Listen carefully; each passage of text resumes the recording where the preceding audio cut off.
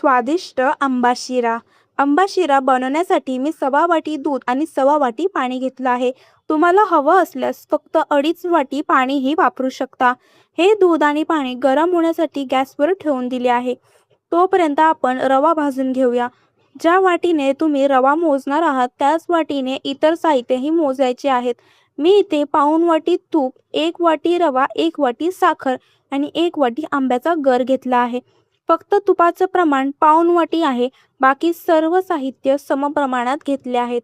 मी इथे जाडा रवा घेतलेला आहे. तुम्ही जाडा बारीक कोणताही रवा घेऊ शकता.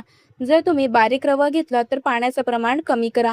1 वाटी पाणी आणि 1 वाटी दूध हे प्रमाण घ्या. रवा सर्व बाजूने गुलाबी रंगावरती परतून झालेला आहे.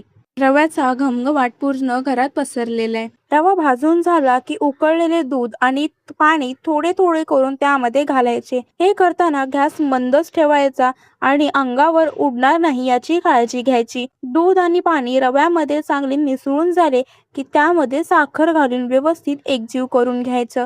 त्यानंतर आंब्याचा गर घालून पुन्हा चांगले मिक्स करायचे.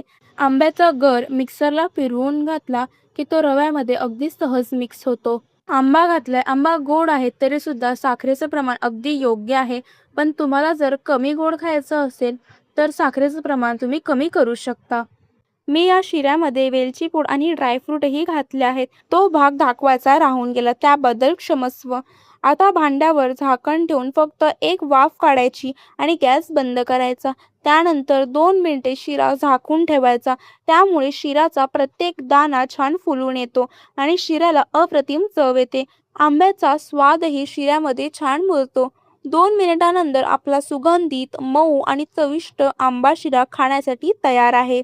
रेसिपी कशी वाटली हे कमेंट करून नक्की सांगा. रेसिपी आवडली असल्यास व्हिडिओला एक लाईक नक्की करा. चॅनलवर नवीन असाल, चॅनल अजून सबस्क्राईब केलं नसेल तर लगेच चॅनलला सबस्क्राईब करा आणि बेल आयकॉन देखील नक्की क्लिक करा, जेणेकरून माझी येणारी नवनवीन रेसिपीची नोटिफिकेशन तुम्हाला पाहता येते. भेटूया पुन्हा अशाच एका नवीन रेसिपीसोबत नवीन व्हिडिओमध्ये. तोपर्यंत धन्यवाद.